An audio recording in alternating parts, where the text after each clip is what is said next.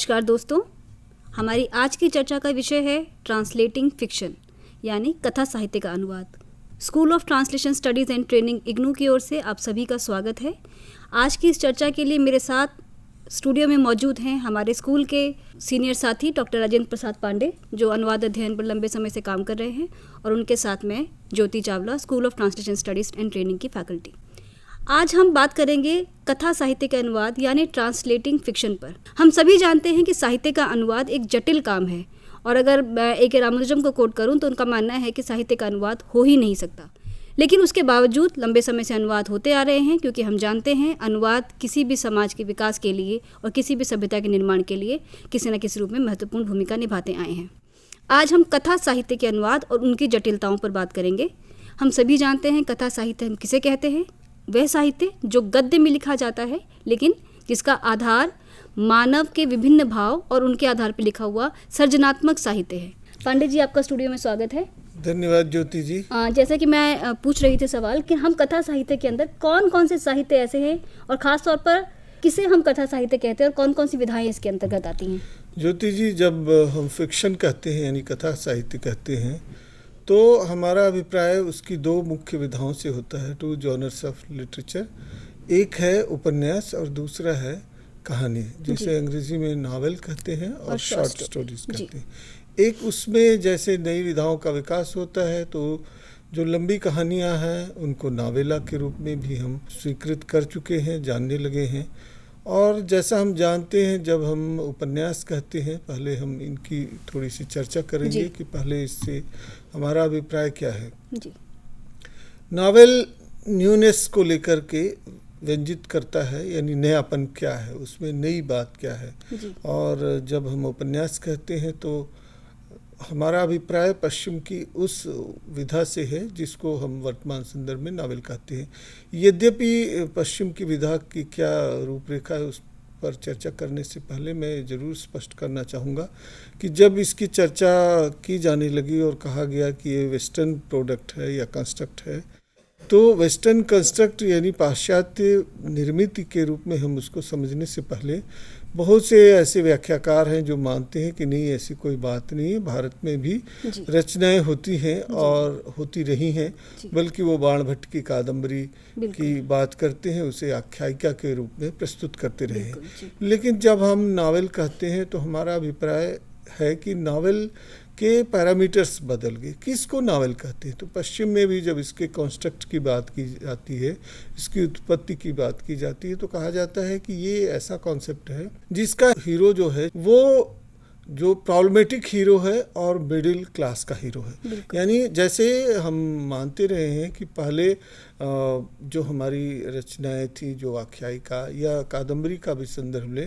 तो ऐसे चरित्रों के निर्माण से बनती थी जो एक महत्वपूर्ण चरित्र होता था या विशिष्ट चरित्र होता था।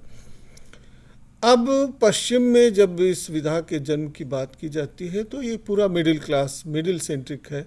तो जो वेस्टर्न पर्सपेक्टिव है उसमें नावल क्या है? नावल ये है, एक प्रोडक्ट है, लिटरेरी प्रोडक्ट है, जिसमें हम कह सकते हैं कि उसका हीरो प्रॉब्लमेटिक है, समस्या धर्मी नायक होता है, और वो पश्चिम से निर्मित होता है, पश्चिमी जगत से। और ये इसका विकास कैसे होता है सृजन प्रक्रिया में? तो कहते हैं कि जो हिस्टोरिकल डेवलपमेंट है, इवोल्यूशन है इस विधा का, वो उस पर्सपेक्टिव में होता है कि ये जो इंडस्ट्रियलाइजेशन है उसका आउटकम है। यानी औद्योगिकीकरण की प्रक्रिया के साथ साथ उपन्यास नामक विधा आधुनिकीकरण की उपज है, कहा जाता है। आधुनिकीकरण, और आधुनिकीकरण में भी खास तौर से औद्योगिकीकरण, जिसमें पूंजीवादी स्थितियां भी हैं, लेकिन केवल जो है एक ऑप्रेस्ड और ऑप्रेसर क्लास ही नहीं है, यानी दमित और जो है दमनकारी वर्ग ही नहीं है, बल्कि एक मध्य वर्ग का जन्म होता है, उसमें ये आता है।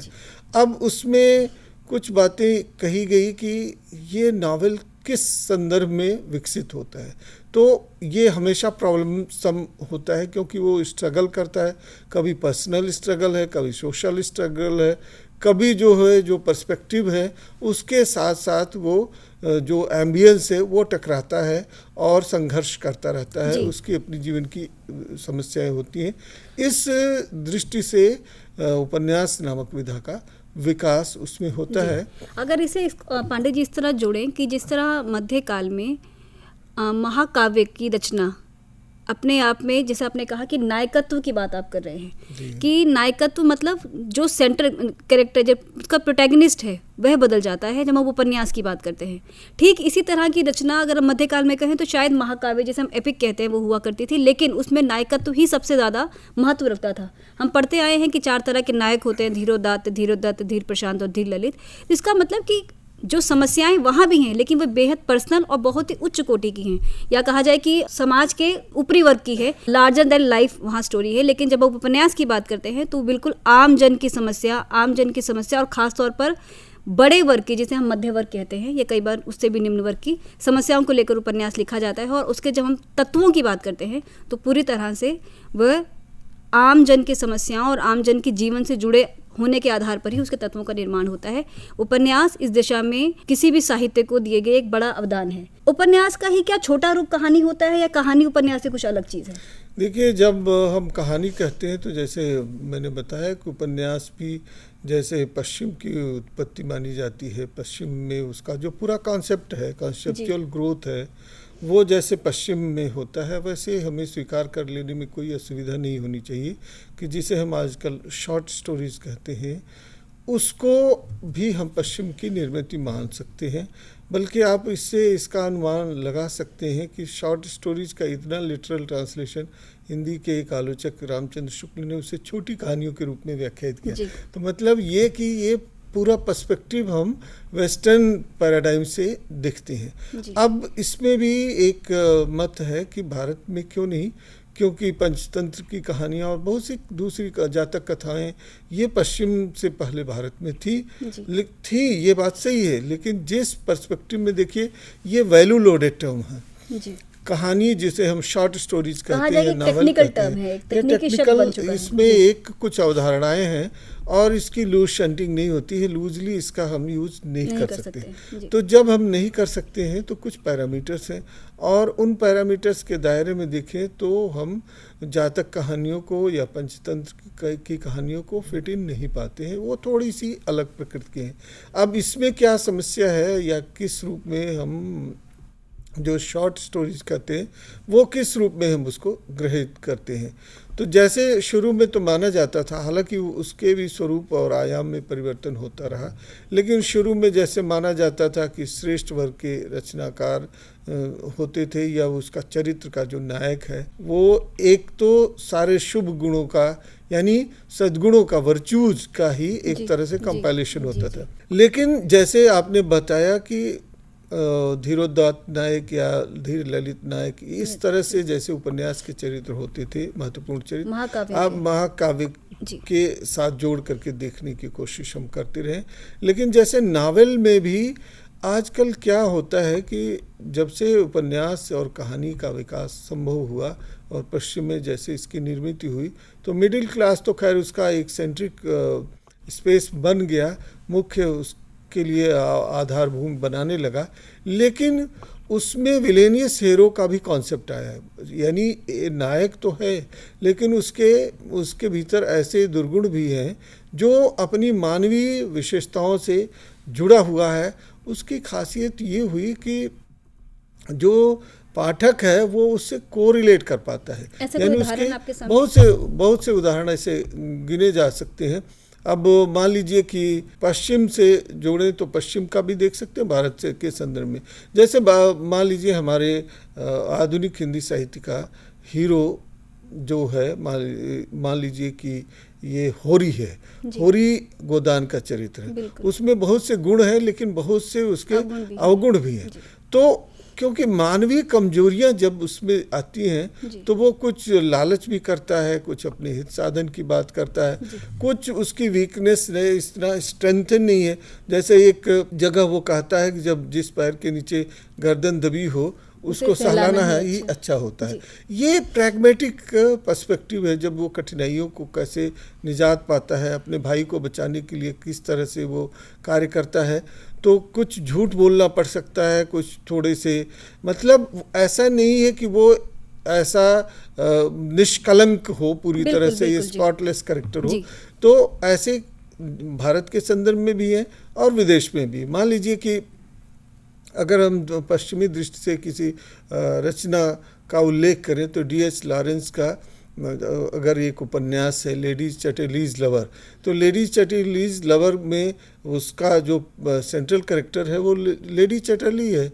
असल में कहा तो गया है लेडी चैटरलीज लवर, लेकिन फैक्ट ये है कि लेडी चैटरली ही लवर है। कह सकते हैं कि उतनी विपाशाग्रस्त है या इतनी कामनाग्रस्त है कि वो ही सारे रोल प्ले करती है। अब उसमें उसके जो नेगेटिव उदाहरण हमारे हिंदी साहित्य में जयशंकर प्रसाद का उपन्यास, इसमें तितली नाम के जो चरित्र है, वो उपन्यास अगर मैं नाम जो जहन में नहीं आ रहा, लेकिन इस तरह के कैरेक्टर्स हमें अपने साहित्य में भी मिलते हैं। मुझे लगता है पांडे जी जो कहना चाह रहे थे वो इसे अगर मैं इस तरह कहूँ कि जो उपन्यास है, ये जो कहानी है, ये जो आधुनिक युग की नई देन है, नई विधाएं हमें साहित्य में जो मिलती हैं, वो पूरी तरह से मानवीय और आम मानव है तो उसके अंदर आम गुण भी होंगे। सबसे बड़ी बात यह है कि आदर्श, जो स्थापित आदर्श हैं, उन आदर्शों पर निर्मित ये रचनाएं नहीं होती हैं या नहीं होती रही हैं।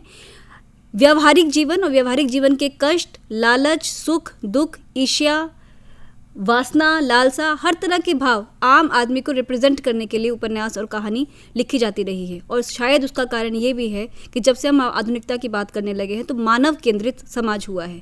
हम साहित्य हो चाहे जीवन हो, जीवन में मानव को केंद्र में कर और खासतौर पर आम मनुष्य को केंद्र में रखकर सारा डिस्कोर्स हुआ है, सारी बात हुई है। कहानी के संदर्भ में कहा जाए तो शायद कहानी और उपन्यास में पांडे जी यही अंतर होगा कि उपन्यास जिस भी चरित्र या जिस भी घटना को या जिस भी समय को उठाता है उसकी एक मुकम्मल तस्वीर पेश करने की कोशिश करता है। चाहे हम मैलांचल की बात करें, गोदान की बात करें या आपके अन्य उपन्यासों की बात करें या इवन जैनेंद्र के उपन्यासों की बात करें, लेकिन जब हम कहानी की बात करते हैं तो कहानी में, क्योंकि उसे हम शॉर्ट स्टोरी कहते हैं, तो उसमें किसी भी पात्र के जीवन का एक हिस्सा और उसकी मुकम्मल कहानी की बात होती है। तो उपन्यास और कहानी के जो तत्व हैं लगभग समान हैं, लेकिन उनके कलेवर में अंतर है। कलेवर शायद छोटा और बड़ा हो सकता है। तो ये तो है पांडे जी उपन्यास और कहानी के जिसे हम फिक्शन कहते हैं, कथा तत्व। क्या हम नाटकों को इसमें शामिल नहीं कर सकते हैं? ज्योति जी, फिक्शन जब हम कहते हैं तो फिक्शन का मतलब है which is not relating to fact.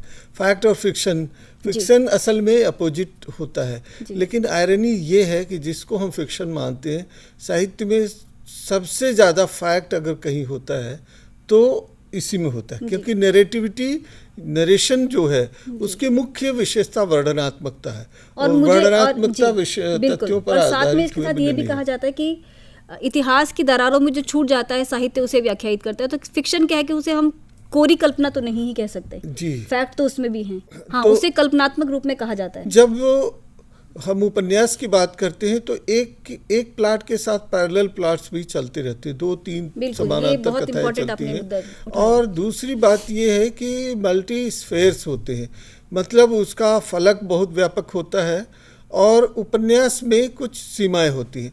जैसे उपन्यास घटना प्रधान भी हो सकता है, चरित्र प्रधान भी हो सकता है और उसके अलावा वातावरण प्रधान भी हो सकता है, भाव प्रधान भी हो सकता है। असल में अभी हम उसकी चर्चा करेंगे। प्लॉट तो एक ऑर्गेनाइज्ड स्ट्रक्चर है, लेकिन जो थीम होती है वो सेंट्रल होती है। अब जो थीम कोई भी राइटर हो, चाहे वो उपन्यास हो, कहानी हो, कविता हो, कहीं ना कहीं उसका एक मॉरल एसेंस भी होता है। उसको जो है एक्सप्रेस करना चाहता, अपना एक जो माउथ पीस, कुछ डायरेक्टली कुछ इनडायरेक्टली वो व्यक्त करना चाहते हैं, यानी अपने विचारों को भी वो व्यक्त या अव्यक्त रूप में प्रस्तुत करना चाहते हैं। अनुसूत कर देते हैं कुछ, उसमें इस तरह से थ्रेडिंग उसकी कर देते हैं कि वो बाद में पता चलता है बहुत सूक्ष्मता से देखने से, और कुछ इतना वोकल कैरेक्टर होता है कि वो लगता है कि आइडियोलॉजी को, राइटर की आइडियोलॉजी को रिफ्लेक्ट कर रहा है। अब आपने जो चरित्रों की बात कर रहे थे तो अन्ना करीना ऐसे चरित्र हो सकती है, या फिर त्यागपत्र जो उपन्यास है बिल्कुल। उसकी नायिका वो इस दृष्टि से रेखांकित की जा सकती है। ऐसे बहुत से चरित्र हैं। अब आप कह रहे हैं कि नाटकों को, नाटक असल में स्ट्रक्चर को छोड़ दिया जाए तो थीम के लेवल पर वो कथा तत्व उसमें ज़्यादा होता है, लेकिन क्योंकि उसका स्ट्रक्चर कैसे होता है, अब उपन्यास की ये विशेषता होती है कि माइन्यूट डिटेल्स होते हैं, डिटेलिंग बहुत होती है। उपन्यास में अगर डिटेलिंग ना हो तो वो विस्तार नहीं पा सकता है। चाहे 100 पृष्ठों का भी उपन्यास लिखना हो, उसमें डिटेल्स होनी चाहिए, और डिटेल्स ऐसे होने चाहिए कि रिलायबिलिटी होनी चाहिए। अब यहाँ संदर्भ हम आपको बताएं कि कॉलरिज एक रचनाकार है, वो क्या कहता है कि सस्पेंशन ऑफ डिसबिलीफ करता है। जब हम साहित्य रचते हैं तो साहित्य की मुख्य जो विशेषता होती है, उद्देश्य होता है, क्या करता है, सस्पेंशन ऑफ डिसबिलीफ। और जो साहित्य सस्पेंशन ऑफ डिसबिलीफ जितना करता है वो उतना ही श्रेष्ठ साहित्य हो सकता है। अब इसको दूसरे पर्सपेक्टिव में देखने की कोशिश करें। कोई रचना अगर उसके डिटेल्स आपको रिलायबल ही नहीं लगते हैं, विश्वसनीय ही नहीं लगते, जैसे पहले परी कथाएं थी तो एज्यूम कर लिया जाता था कि परियां होती हैं, ऐसा राजा होता है, ऐसे लोग सद्व्यवहार के लोग होते हैं। मान लीजिए कि पंच परमेश्वर जैसी कहानी अब लिखी जाए, जो जिसमें है कि जब पंच की स्थिति में, निर्णायक की स्थिति में आता है तो कोई उसके दुर्गुण होते ही नहीं, वो न्यायप्रिय होता है। लेकिन तथ्य ये कि वर्तमान जो स्थितियां हैं, जब हम आप देखते हैं तो कभी कभी उसके अपने हित कितने सामने आ जाते हैं, तो वो थोड़ा सा विश्वसनीय बन जाता है। अब क्या है कि कैसे डिटेलिंग की जाए। मान लीजिए अगर कोई इस तरह से चरित्र रचता है कि जो शेर को मार डालता है, उदाहरण के लिए, तो अनरिलायबल हो जाएगा। तो हमारी जो कोशिश होती है कि कथा साहित्य में जो डिटेलिंग की जाए, रचनाकार अगर उस डिटेलिंग को इस तरह से रिलायबल बनाता है कि वो अपना सत्य समझने लगे जो पाठक है, तो उसकी विशेषता हो जाती है। अब आप कहेंगे ट्रांसलेशन से इसका कोरिलेशन। बिल्कुल, मैं अब उसी मूल सवाल पर आ रही हूँ कि हम जब, क्योंकि हमारा आज का विषय ट्रांसलेटिंग फिक्शन है, तो अब हम सवाल करेंगे कि फिक्शन, जिसे हम कथा साहित्य कहते हैं हिंदी में, उनके अनुवाद को लेकर क्या, क्योंकि अनुवाद तो लंबे समय से चलता आ रहा है, लेकिन जब हम फिक्शन का अनुवाद करते हैं, हम कथा साहित्य का अनुवाद करते हैं, तो क्या अनुवाद करते समय यही जो जनरल, जो सामान्य जो बातें हैं वही केंद्र में होती हैं, उसके अलावा भी कुछ होता है? क्या फिक्शन के अनुवाद करने की स्ट्रैटेजीज अलग होती हैं? क्यों हम अलग से ट्रांसलेटिंग फिक्शन आज हम बात कर रहे हैं? देखिए ज्योति जी, ट्रांसलेटिंग फिक्शन की जब हम बात करते हैं तो असल में अनुवाद कोई भी हो, अनुवाद प्रक्रिया में कुछ रणनीतियाँ प्रकट या अप्रकट रूप में जो है व्यक्त होती ही है, उसका प्रयोग व्यक्ति करता है। यहाँ मैं दो रचनाकारों की कुछ रणनीतियों की चर्चा करना चाहूँगा। यद्यपि ये शोधार्थियों या शिक्षार्थियों के लिए ज़्यादा लाभकारी होगा, सामान्य पाठक भी इससे थोड़ा सा लाभ, सामान्य श्रोता दर्शक भी इससे थोड़ा सा लाभ लेना चाहे तो ले सकते हैं, उनके जानकारी में एक नया आएगा, लेकिन हमारे शिक्षार्थियों के लिए खास तौर से उपयोगी होगा।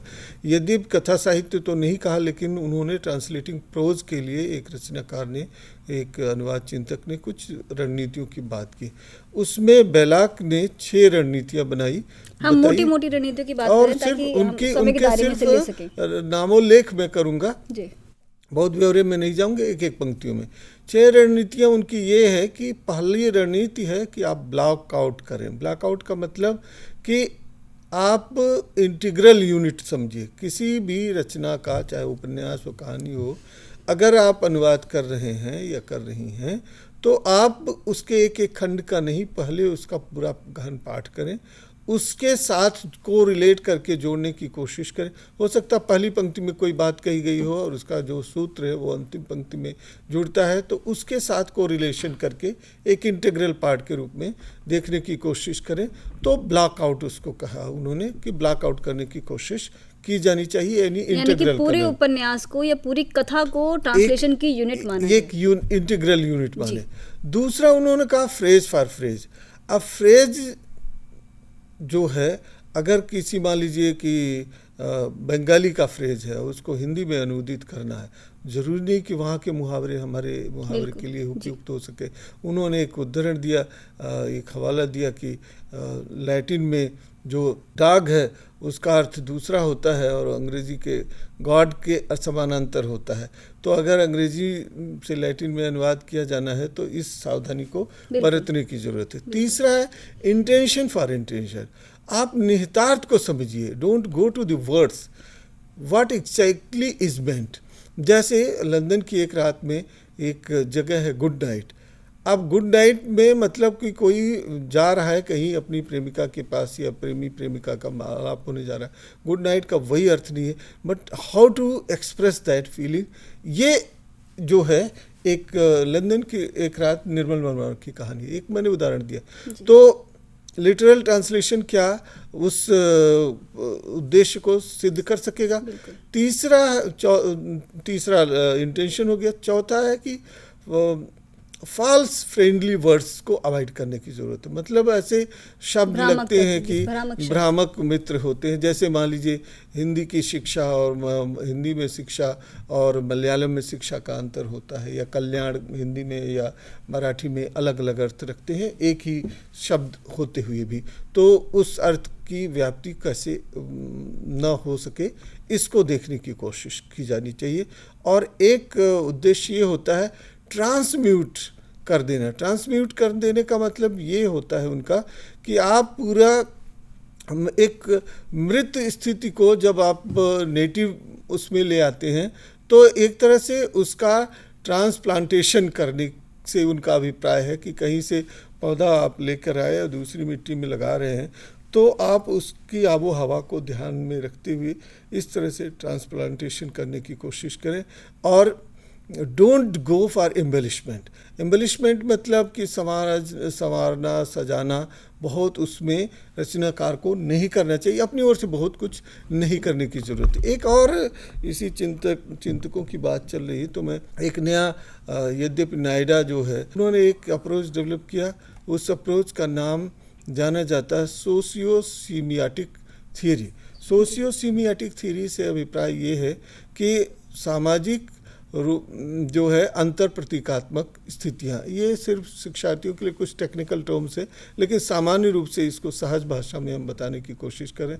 मतलब ये कि जब हम किसी भी रचना का, खासतौर से उपन्यास कहानी का अनुवाद करते हैं तो हमें ध्यान रखना चाहिए कि वहाँ का सामाजिक परिप्रेक्ष्य क्या है, वहाँ की सांस्कृतिक विविधता क्या है, सांस्कृतिक स्तर पर कितना इंटरलिंक कर पाते हैं। मान लीजिए कि अगर हम किसी ऐसी रचना का अनुवाद करते हैं तो किस तरह से देखें कि वहाँ का जो सामाजिक ताना बाना है वो कैसे लक्ष्य भाषा के पाठकों तक संप्रेषित हो जाए, ये भी कि उसके मूल भाव से छेड़छाड़ भी ना हो और इसमें अर्थ विकार भी ना आए। इन दृष्टियों से देखते हुए वो बताने की कोशिश करते हैं। बिल्कुल, पांडे जी ने भी कुछ खास रणनीतियों की बात की जो हम कथा साहित्य के अनुवाद में हमें ध्यान रखनी होती हैं। उससे भी एक बहुत, इस सब के साथ मैं भी अगर कुछ जोड़ूँ इसे, तो इस तरह देखा जाए कि जब भी हम साहित्य और खासतौर पर जब हम सृजनात्मक, क्योंकि साहित्य का संदर्भ सृजनात्मक यानी क्रिएटिव राइटिंग से ही है, जब भी हम सृजनात्मक साहित्य की बात करते हैं तब हमारी कुछ शब्द शक्तियाँ जागृत हो जाती हैं। यानी कि जब हम साहित्य लिख रहे होते हैं, सृजनात्मक साहित्य लिख रहे होते हैं, और क्योंकि वो मानवीय संवेदनाओं पर, मानवीय चूकों पर या मानवीय अनुभवों पर, उनके अपने जीवन पर रचित होता है, तो वह उतना सपाट नहीं होता जितना कि अन्य साहित्य यानी कि सृजनात्मक साहित्य के अलावा जो साहित्य होता है। हम 3 तरह की भाषा शब्द शक्तियों की बात करते हैं, अभिधा, लक्षणा और व्यंजना। शायद इसी में इसका पूरा मूल छुपा है कि जब हम साहित्य रच रहे होते हैं तब हम अभिधा का प्रयोग लगभग बहुत कम करते हैं और बहुत सारी बातें हम जो कह रहे होते हैं वो नहीं कह रहे होते हैं। यानी कि बहुत सारी चीज़ें शब्दों में छिपी रहती हैं। उन शब्दों में छिपे हुए अर्थों को या कई बार खामोशियों को या अधूरे वाक्यों को या बहुत सी अनकही बातों को किसी भी अनुवादिका या अनुवादक के सामने वो किस तरह एक चुनौती है, कैसे उनका अनुवाद करें, ये सारी रणनीतियाँ वहाँ काम करती हैं। और हमें उससे पहले बहुत ज़रूरी होता है यह समझना कि केवल 2 भाषाएँ नहीं, हम अनुवाद करने जिस भाषा में हम ले जा रहे हैं और जिस भाषा से हम ला रहे हैं उन दोनों की संस्कृतियों की बेहतर समझ हो और उसके साथ एक सहृदय मन हो। सहृदय मन मतलब आप साहित्य का अनुवाद करने के लिए एक योग्य अनुवादिका या अनुवादक हों। पांडे जी, जिन रणनीतियों की आपने बात की है, सभी की सभी रणनीतियाँ साहित्य के अनुवाद में हमेशा काम करती हैं, क्योंकि हमें ये ध्यान रखना होता है कि हम जब अनुवाद कर रहे हैं तो हम केवल शब्दों का अनुवाद नहीं कर रहे, हम उसके पीछे बहुत सारे छिपे हुए भावों का अनुवाद कर रहे हैं, बहुत सारे कहे अनकहे का अनुवाद कर रहे होते हैं, हम संस्कृतियों का अनुवाद कर रहे होते हैं।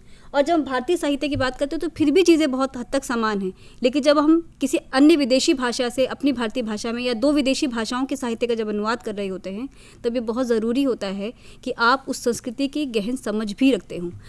पांडे जी, इसके अलावा अगर आप इसमें कुछ जोड़ना चाहें, क्योंकि हम इस सेशन को यहीं ख़त्म करेंगे, किसी भी अनुवादिका या अनुवादक को सृजनात्मक साहित्य के अनुवाद और खासतौर पर कथा साहित्य के अनुवाद करते समय क्या कुछ एक दो टिप्स या कुछ एक दो बातें हैं जो आप जोड़ना चाहेंगे? देखिए ज्योति जी, इसके अलावा जो अन्य रचनाकारों ने, अन्य अनुवाद चिंतकों ने कुछ रणनीतियाँ बनाई हैं, जैसे लोकलाइजेशन है, डोमेस्टिकेशन है, फॉरेनाइजेशन है, अब उस विस्तार में जाने का समय नहीं है। और सबसे बड़ी बात यह है कि एक पूरी ऑपरेशनल यूनिट कल्चर को माने, जैसे एंड्रे लेफेयर कहते हैं, और कॉन्सेप्चुअल ग्रिड और टेक्सचुअल ग्रिड दोनों के स्तर पर अनुवाद करने की कोशिश करें। खास तौर से एक जो प्रैक्टिकल प्रॉब्लम सूजन बेसेनेट ने बताई कि उन्होंने क्लासरूम में स्टूडेंट्स को ट्रांसलेशन करने के लिए दिया फिक्शन को, उपन्यासों को, तो अब वो पूरा पाठ नहीं करते। उन्होंने बताया कि जैसे कविता का अनुवाद करते समय ये हम जोड़ देते हैं उसमें। उन्होंने प्रैक्टिकल प्रॉब्लम्स अपनी बताई। जब हम विद्यार्थियों को या किसी को भी कहते हैं तो कविता का अनुवाद करते समय थोड़ी सावधानी बरतते हैं, कविता को 10 बार पढ़ते हैं। उपन्यास को समझते हैं कि ऑफिशियलीज है, एक तरह से कार्यालयी साहित्य जैसा है और उसको पुनर्पाठ करने की आवश्यकता नहीं। ये पीस ऑफ वर्क है और एक पैसेज है। पैसेज को केवल डिस्क्रिप्शन तो उसकी एक अच्छाई है, ख़ास तौर से उसमें डिटेलिंग भी होती है और विवरणात्मकता तो रहती है। ये कविता की तुलना में उस तरह से ज़्यादा मुखर स्पष्ट है, लेकिन फिर भी जो सावधानी बरतने की आवश्यकता है वो ये है कि उसके अंतर्निहित आशय को समझिए और पाठक के पास किस रूप में उसे प्रस्तुत करना चाहें, लेखक की मंशा क्या है, और ख़ास तौर से आप कौन सा पाठ उसमें से जोड़ या घटा के देना चाहते हैं। आजकल अनुवादक अनुवादिका को ये भी सावधानी बरतने की ज़रूरत है। मान लीजिए रचनाकार ने कोई ऐसी बातें लिख दी जो कि आज के समाज के परिवेश के लिए उपयुक्त और ग्राह्य नहीं है, तो एडिशन और डिलीशन यानी लॉस एंड गेन भी करने की ज़रूरत है, लेकिन लॉस एंड गेन उस अर्थ में नहीं कि वो अर्थ के स्तर पर अभिव्यक्त हो, यानी कि वो कितना उसमें जोड़े।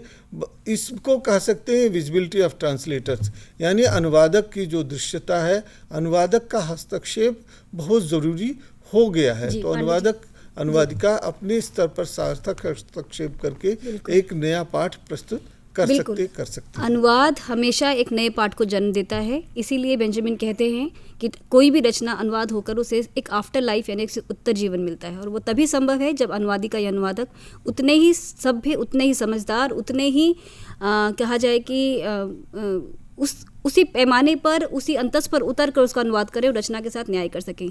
बहुत सारे छोटे और छोटे बिंदु हैं जो इस चर्चा में छूटे हैं। हम कोशिश करेंगे किसी अन्य सत्र में हम इन पर बिंदुओं पर बात करें। और ख़ास तौर पर जब हम कथा साहित्य के अनुवाद की बात करते हैं तो कथा साहित्य कोई अपने आप में कोई एब्सोल्यूट टर्म नहीं है या उसका कोई एक निहित अर्थ नहीं है। जब हम कथा साहित्य के विस्तार की बात करते हैं तो बहुत सारी नई चीज़ें इसमें जुड़ती हैं, और वो जो नई चीज़ें हैं उनके अनुवाद के समय, खासतौर पर कथा साहित्य के अनुवाद में किन किन सावधानियों को बरतने की ज़रूरत है, इस पर हम फिर चर्चा करेंगे।